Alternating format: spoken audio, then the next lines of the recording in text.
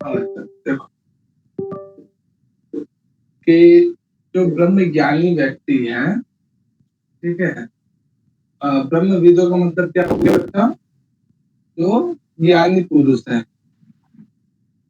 ठीक है, जो ब्रह्म ज्ञानी, जो ब्रह्म के विषय में जानते हैं, उनके अनुसार वो कहते हैं, क्या कहते हैं, ठीक है, ऋतम पिबंतो सुकृतस्य लोके, ठीक है।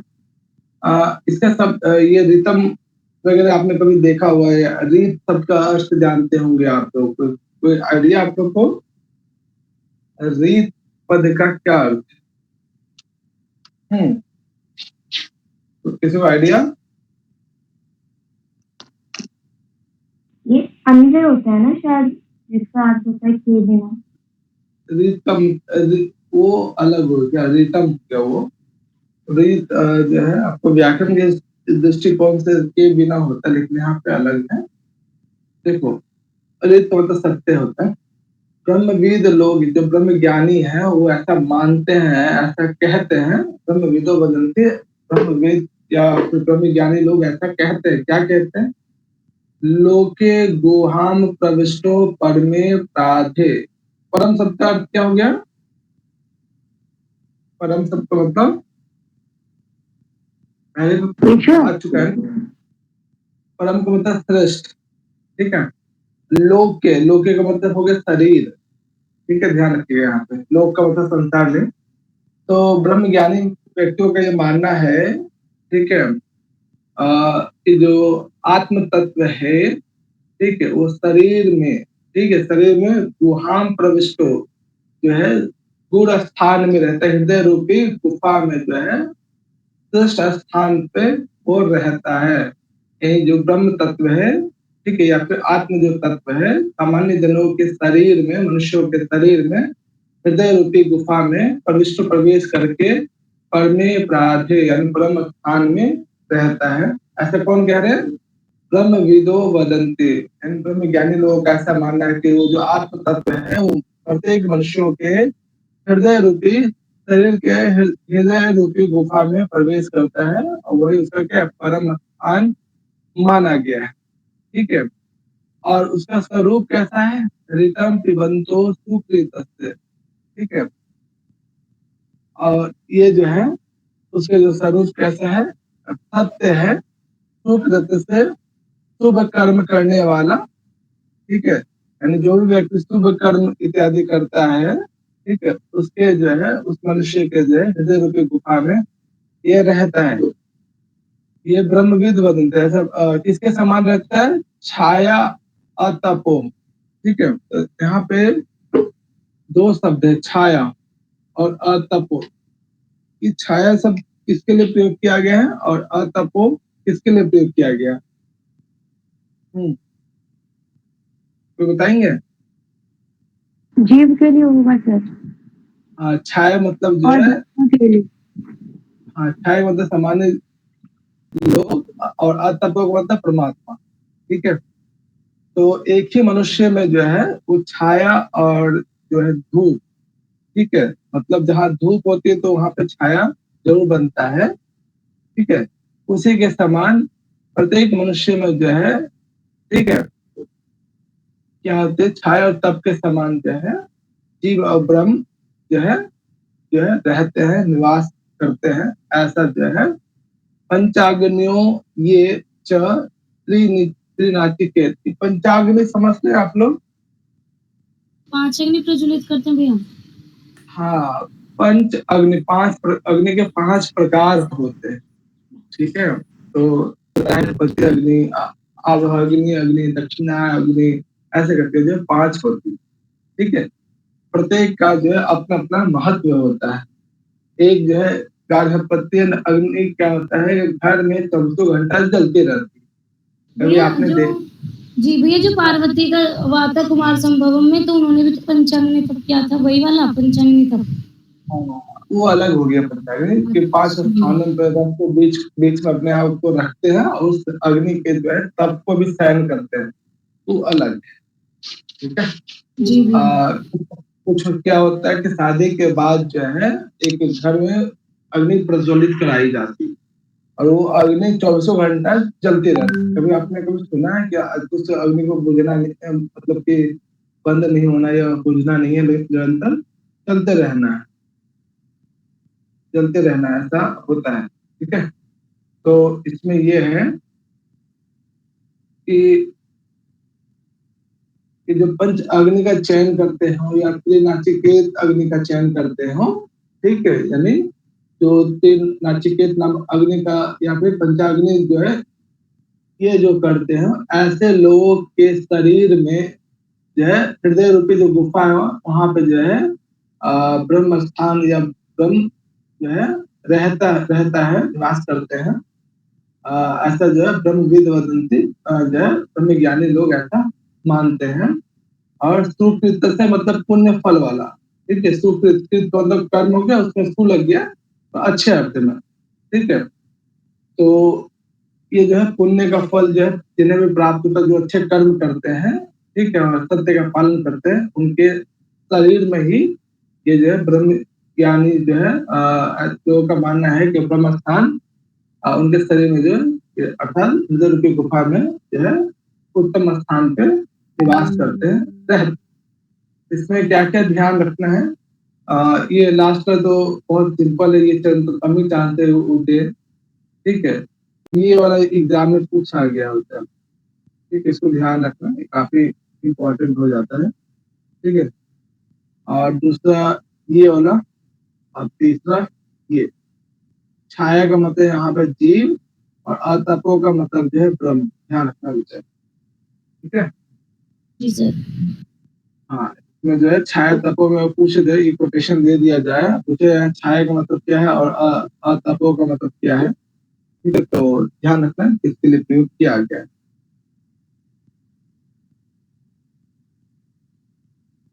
ठीक है। इसके बाद जो है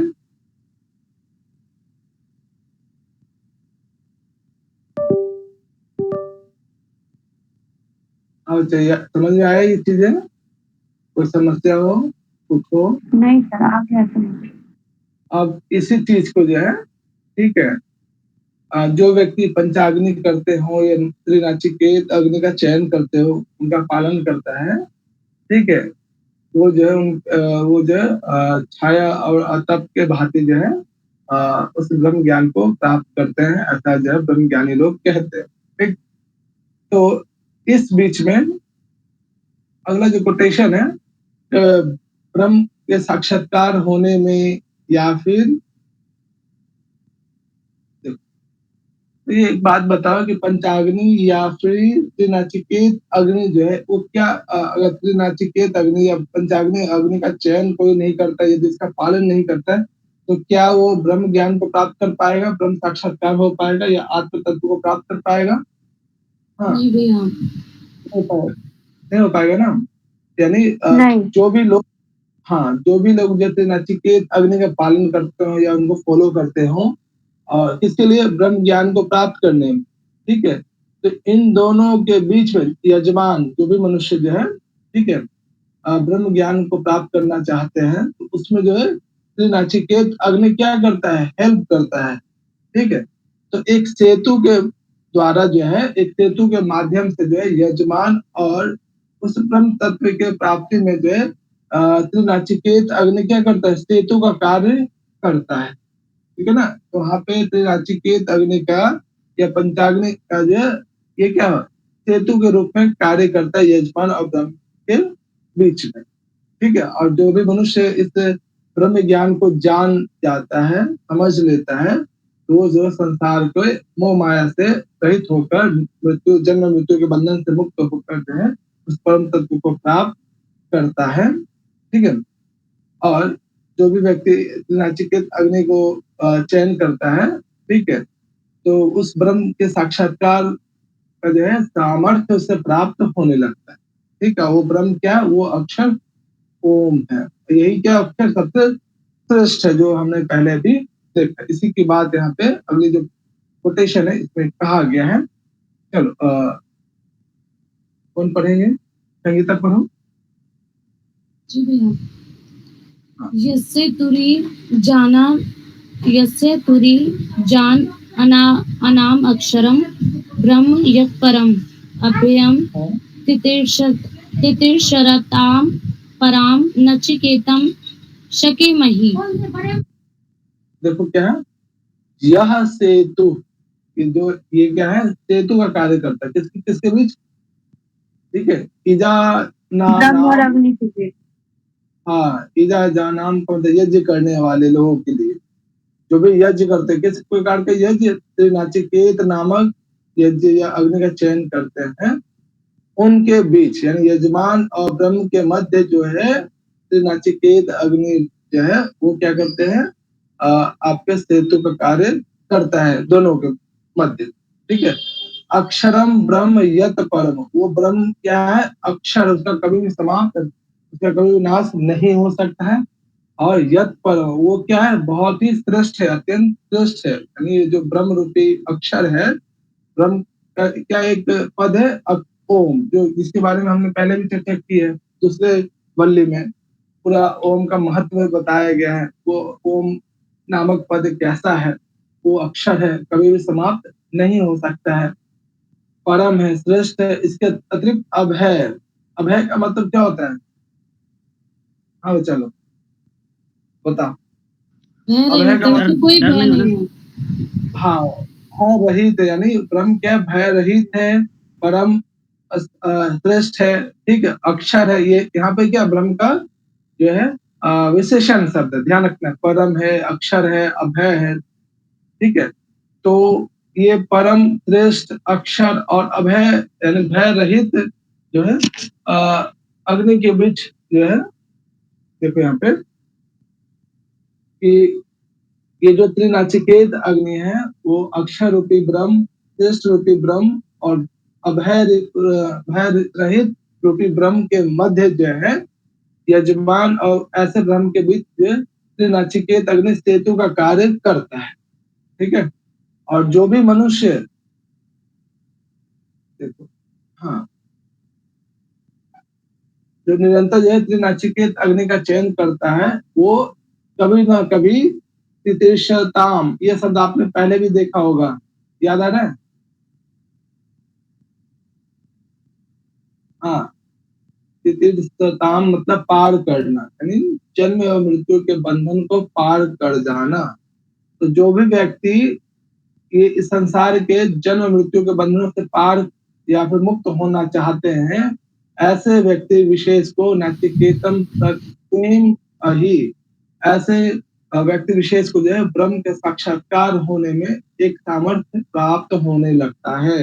कौन, जो भी व्यक्ति जो है त्रिनाचिकेत अग्नि का चयन करता है, वह व्यक्ति जो है संसार के मोह माया से जो है या संसार के जन्म मृत्यु के बंधन से मुक्त होने के लिए जो है एक सामर्थ्य को प्राप्त कर पाता है। और उसमें यजमान और ब्रह्म के मध्य में त्रिनाचिकेत अग्नि जो है सेतु का कार्य करता है। और वो ब्रह्म कैसा है, परम है, श्रेष्ठ है, अक्षर है, अभय रहित है, भय रहित है, ऐसे ब्रह्म को जो है जानने लगता है, ठीक है, जानने का सामर्थ्य उन्हें प्राप्त होने लगता है। ऐसा किसे होता है, जो इस प्रकार के अग्नि चयन को चयन करता है। क्लियर है बच्चा लोग?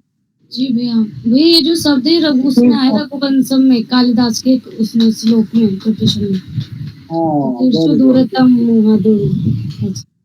ओके, ठीक है बच्चा, तो ये याद रखना, चारों चरण इंपॉर्टेंट है, ठीक है।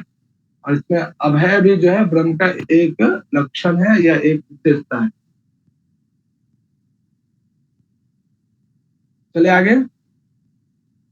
जी भैया। चलो, मुझे लगता है ये कोटेशन देख के आपको कभी ना कभी आपने पढ़ा हो या जाना हो या देखा होगा कि इन्हें यहाँ पे जो आपकी आत्मा है या शरीर है या बुद्धि और या मन है, इनकी जो तुलना है रथ पे सवार हुए सारथी का, लगाम का, घोड़े से, रथ से, इन सबसे जो है तुलना की गई है कि हमारी इंद्रियां जो है किसकी बात है यहाँ पे, इन इंद्रियों को जो है और आत्मा और शरीर को जो है एक रथ इत्यादि के रूपक में जो है वर्णन किया जा रहा है, ठीक है। बहुत ज्यादा इम्पोर्टेंट क्वेश्चन यहीं से जो कई बार क्वेश्चन मैचिंग के लिए पूछा गया है।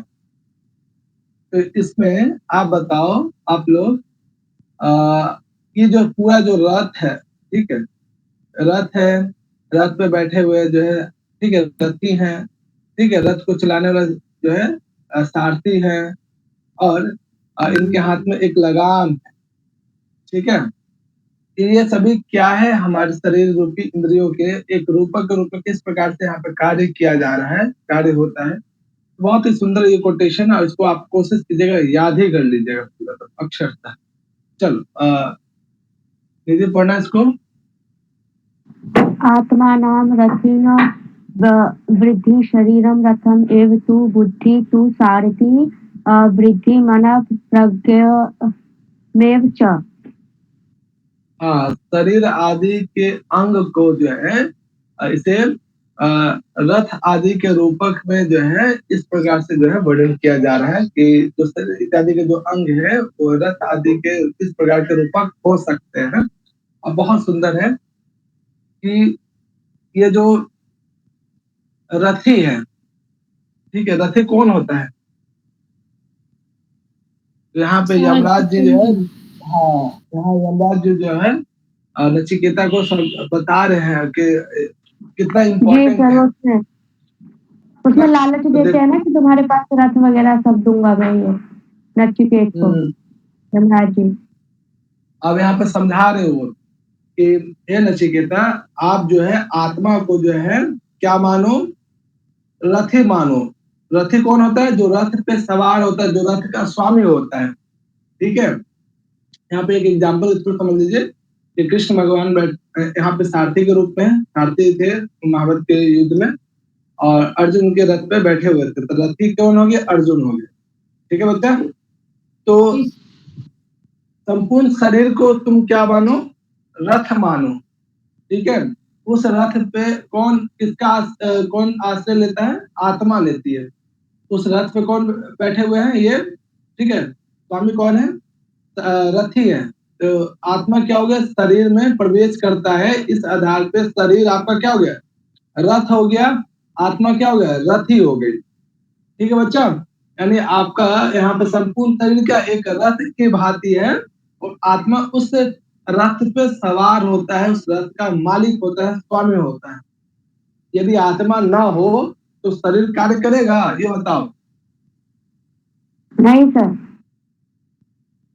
ठीक है।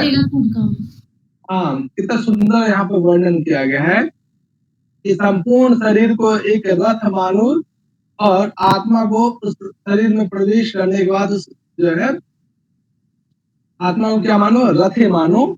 और शरीर में स्थित जो बुद्धि है, ठीक है, बुद्धि क्या हो गया? सारथी हो गया। यदि जो रथ पे सवार रथी जो है, ठीक है, यदि सारथी क्या करता है? सारथी का क्या कार्य होता है बताओ?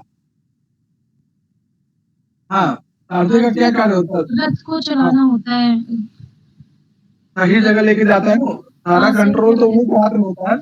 यदि आपका सारथी अच्छा ना हो तो कभी भी आप सही स्थान पे सही समय पे पहुंच नहीं पाएंगे, ठीक है। तो सारथी का क्या होता है? बहुत इंपॉर्टेंट रोल होता है।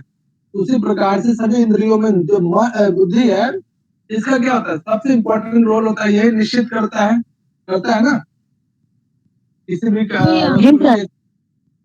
तो देखो कह रहे हैं यहाँ पे कि शरीर में स्थित जो बुद्धि है उस सारथी के समान है, कि जिस प्रकार से सारथी अश्व को जो है या फिर रथ को जो है नियंत्रित करके एक सही दिशा में लेके जाता है, उसी प्रकार से हमारी जो बुद्धि है वो भी क्या करती है? सभी प्रकार के निर्णय को जो है निश्चित करती है, ठीक है। और मन क्या है बच्चा? मन भटकता है या नहीं भटकता है?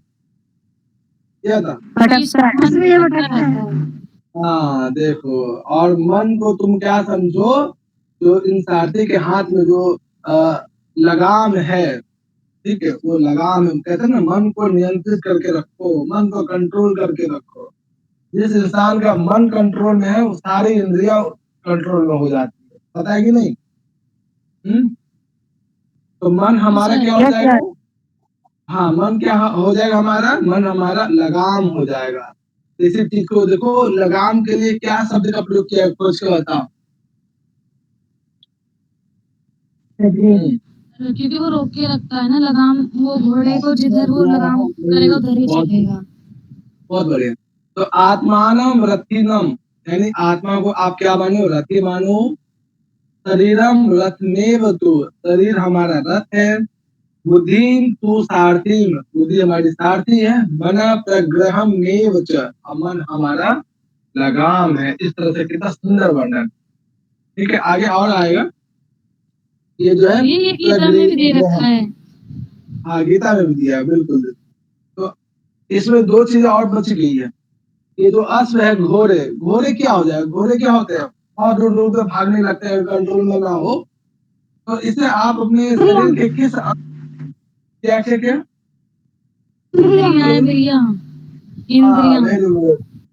मन क्या हो जाए, ये घोड़े क्या हो जाएंगे, इंद्रिय हो जाएंगे। और घोड़ों के द्वारा जो रास्तों पे दौड़ा जा रहा है, चला जा रहा है, वो क्या होगा, मार्ग क्या होगा, इंद्रियों के विषय हो जाएंगे। इसी चीज को जो है आगे, ये याद हो गया बच्चे सबको, भूलोगे तो नहीं। कोटेशन तो याद नहीं हुई है, वैसे याद हो गया।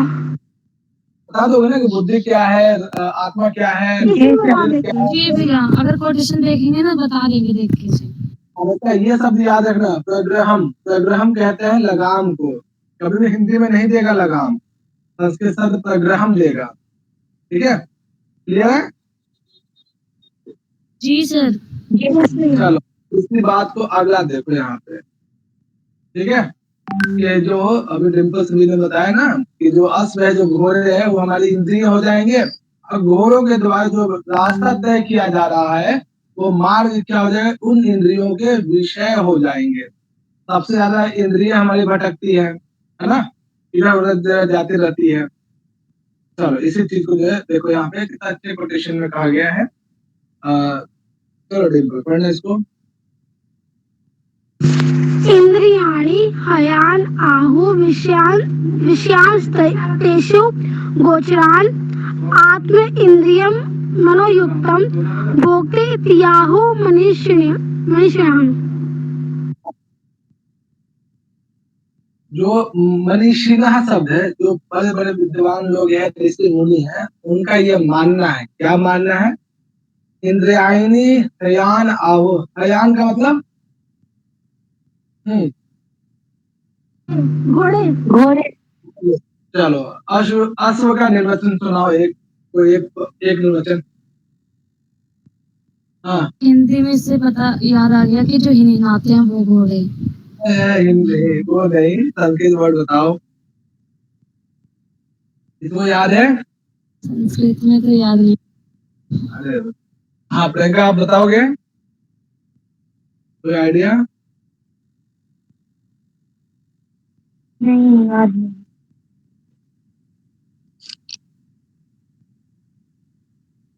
मार्गम अस्मृते इति, जिसके द्वारा मार्ग तय किया जाता हो, या फिर महासर्व भक्ति, जो बहुत ज्यादा खाता हो। याद आ रहा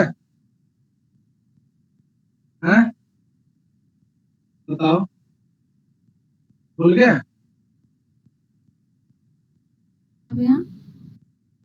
महासर्व भक्ति, मार्गम अस्मृते इति, जो बहुत ज्यादा खाता हो, जो मार्ग को व्याप्त करता हो, वो अस्म है। ठीक है, चलो देखो बच्चा, तो यहाँ पे याद रखिएगा कि इंद्रिय हमारी क्या है, घोड़े हो गए। ठीक, विषयाम तेषु गोचरान, गोचरान मतलब व्याप्त करना, चलना। ठीक है, मार्ग। और घोड़ों के द्वारा जो रास्ता तय किया जा रहा है, उनके क्या हो गए, इंद्रियों के विषय कहलाए। ठीक, और आत्म इंद्रियम मनोयुक्तम, देखो, आत्म इंद्रियम मनोयुक्तम भोक्ते त्या आहु मनीषिणः, जो विद्वान लोग हैं, उनका ये मानना है कि शरीर, इंद्रिय और मन, आत्म इंद्रिय मनोयुक्तम। ठीक है, शरीर, इंद्रिय और मन, ये सभी जो आपस में मिलकर जो है, कोई भी इंसान जो है चीजों को भोग पाता है। यदि शरीर ना हो, इंद्रिय ना हो और मन ना हो, तो कभी भी किसी वस्तु विशेष का जो है वो सेवन नहीं कर पाएगा, भोग नहीं पाएगा। ऐसा मनीषी लोग, विद्वान लोग कहते हैं। तो चारों कोटेशन यहाँ पे याद रखिएगा। क्लियर है? याद हुआ बच्चा इससे पहले वाला कोटेशन? जी भैया। चलो बताओ फिर, सारथी कौन है, रथी कौन है, रथ कौन है, विषय क्या है, प्रग्रह क्या है, कौन बताएंगे?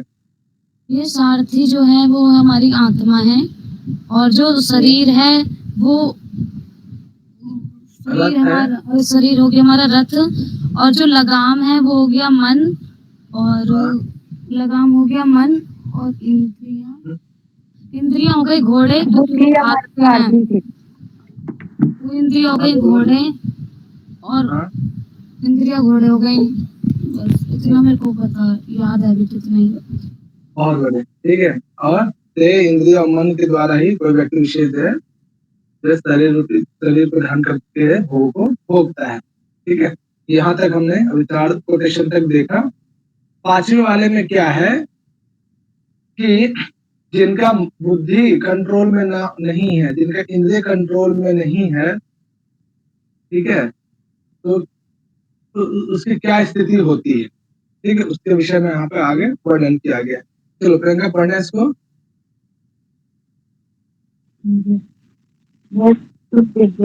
विज्ञानवान भवति इति युक्तेन मनसा सदा तस्य इंद्रिया अव्ययानि दोषाश्च इव भाति। हाँ देखो, बोल रहे क्या कहा जा रहा है कि जिसकी बुद्धि जो है कार्य नहीं कर रही, सही से वो डिसीजन नहीं ले पा रहा है, ठीक है, मन जो है कंट्रोल में नहीं है, ठीक है, जिसकी बुद्धि जो है अपनी बुद्धि का सही इस्तेमाल नहीं कर पा रहा है, मन कंट्रोल में नहीं है, तो क्या इंद्रिय कंट्रोल में होगी? होगी हाँ बताओ, नहीं होगी ना? इस व्यक्ति विशेष का यह तू अविज्ञानवान, जो विवेकी नहीं है, दुर्बुद्धि वाला है, सही बुद्धि का दुर्जन व्यक्तियों का जो बुद्धि है, ठीक है, और भवती अयुक्तेन मनसा सदा, उसका मन भी कंट्रोल में नहीं रहता है, ठीक है, जो अविवेकी है, बुद्धि से रहित है, जिसका मन कंट्रोल में नहीं रहता है, तस्य इंद्रियाणि अश्वानि दुष्टा अश्व एव सारथे। तो ऐसे में बुद्धि रूपी जो सारथी है, ऐसे बुद्धि जो कंट्रोल में नहीं है, ऐसा मन वाला व्यक्ति जिसका मन कंट्रोल में नहीं है, उसकी सारी इंद्रियां भी कंट्रोल में नहीं रहती है। वो किसके समान हो जाती है? उनकी इंद्रियां दुष्ट घोड़े को संभाला जा सकता है क्या? जो बहुत ही दुष्ट घोड़ा है, नहीं वो तो भागता रहता है, भागते रहते हैं, तो दुष्ट घोड़े के समान जो है उनकी इंद्रियों को भी वश में नहीं किया जा सकता है। यानी जिनकी बुद्धि जो है भ्रष्ट हो चुकी है, जो दुर्बुद्धि वाले हैं, जो दुर्जन हैं, जिनका मन कंट्रोल में नहीं है, ऐसे व्यक्तियों की जो इंद्रियां हैं वो दुष्ट घोड़े के समान इधर उधर भागते रहती। ठीक है बच्चा, ये 5वां भी काफी इंपॉर्टेंट कोटेशन है, वो याद रखिए। कोई समस्या है इस कोटेशन में? बहुत सिंपल कोटेशन, ये जो तीसरा वल्ली है सबसे इजी वल्ली है, ठीक है। अब जिस व्यक्ति विशेष का सब चीज कंट्रोल में हो, बुद्धि भी कंट्रोल में हो, मन भी कंट्रोल में हो, ठीक है, तो बताओ उसकी इंद्रिय कंट्रोल में होगी कि नहीं होगी? होगी सर।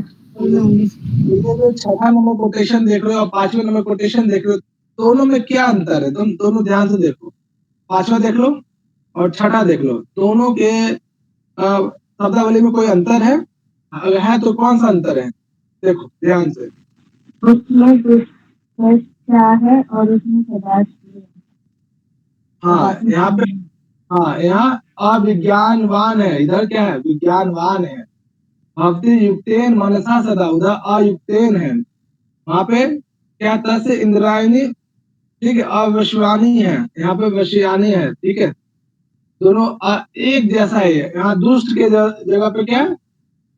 सद अश्व है, सद मतलब अच्छा घोड़े, हाँ ठीक है, जो निपुण घोड़े हैं, जो अच्छे घोड़े हैं, ठीक है, तो वही कह रहा है कि जिनकी बुद्धि जो है विवेकी है, जो विवेक ज्ञान से युक्त है, जिनका मन कंट्रोल में रहता है, उनकी इंद्रिय भी जो है सद अच्छे घोड़े के समान जो है कंट्रोल में रहता है। तो 5वां और 6वां में अंतर क्या है? वहां पे दुष्ट अश्व है, यहाँ पे सद अश्व है, ठीक है, बाकी सब सेम है। ठीक है चलो, कोई जी समस्या? भैया, पांचवें नहीं। में वे एक एक याद दूसरे कर के लो। विपरीत हैं बस। इनका हाँ, मीनिंग बस भी एक एक दूसरे दूसरे। के विपरीत है। हाँ, बिल्कुल बिल्कुल। तो एक बात बताओ कि जिनका बुद्धि जो है विवेक ज्ञान से रहित है, जिनका मन कंट्रोल में नहीं रहता, उनकी इंद्रिय भी जो कंट्रोल में नहीं रहती है, तो ऐसे व्यक्ति का जन्म बार बार होगा या जन्म मृत्यु का बंधन समाप्त हो जाएगा या मोक्ष को प्राप्त कर लेगा क्या ऐसा व्यक्ति?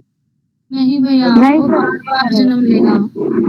हाँ, तो चर्चा जो नंबर कोटेशन में कि जिन व्यक्ति विशेष का जो है बुद्धि से रहित है, जो मन जिनका कंट्रोल में नहीं है, अपवित्र है, उनकी इंद्रिय भी केवल कंट्रोल में नहीं रहती, जिस कारण से वो संसार में जो है बार बार जो है अलग अलग योनियों में जो है जन्म लेता है। इसी बात की चर्चा यहाँ पे आगे कहा गया, यानी 7वां नंबर जो कोटेशन है 5वें नंबर कोटेशन का परिणाम है, रिजल्ट है, ठीक है। और 8वां वाला जो कोटेशन है वो 6ठे नंबर कोटेशन का परिणाम है, ठीक है। चलो बच्चा यहाँ पे संगीता पढ़ना है इसको। जी भैया। यस्तव विज्ञानवान भवत्यः मन इस्क भवत्यः मनस्क इस सदा असुचिः न श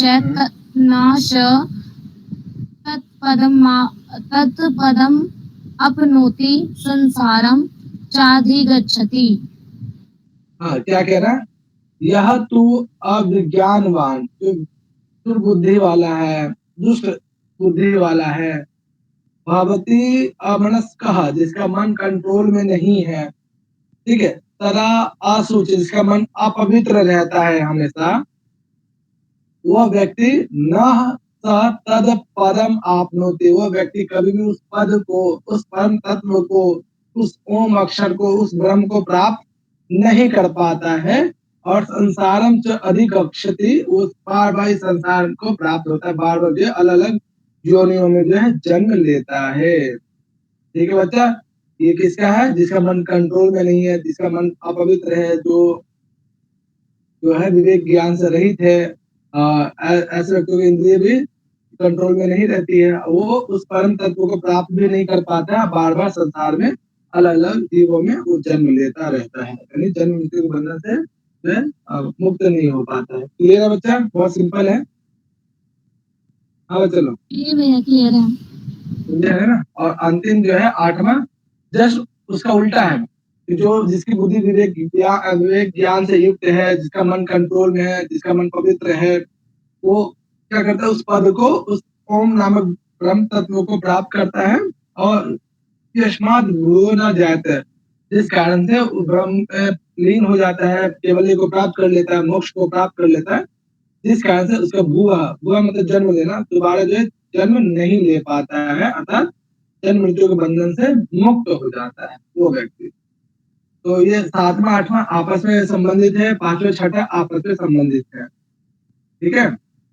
तो ये जो है तीसरा जो वली है, इसमें जो कुछ आज हमने देखा, ठीक है, ये बहुत इंपॉर्टेंट है, एग्जाम के पॉइंट ऑफ व्यू से सबसे ज्यादा इसमें चांसेस होते हैं क्वेश्चन आने के, ठीक है। चलो समझ में आया आज का विषय वस्तु? भैया एक चीज पूछनी थी भैया, जैसे कि इसमें लिखा है पवित्र मन वाला इंसान, तो हम ये भी कह सकते हैं जो ज्यादा मतलब पॉजिटिविटी उसके मन में रहती है वो मोक्ष को प्राप्त करता है, जो नेगेटिविटी वाला होता है वो नहीं करता, वो बंधनों में पड़ा ही रहता है ना भैया? ये भी हो सकता है ना? बिल्कुल हो सकता है। अगर आप हमेशा पॉजिटिविटी के में सोचोगे तो इसका रिजल्ट अलग होता है। अपने शरीर पे नेगेटिविटी वाइब्स वाले लोगों के साथ रहोगे तो उसके अलग ही रिजल्ट होते हैं, ठीक है। तो ये जो है आपका वली अच्छे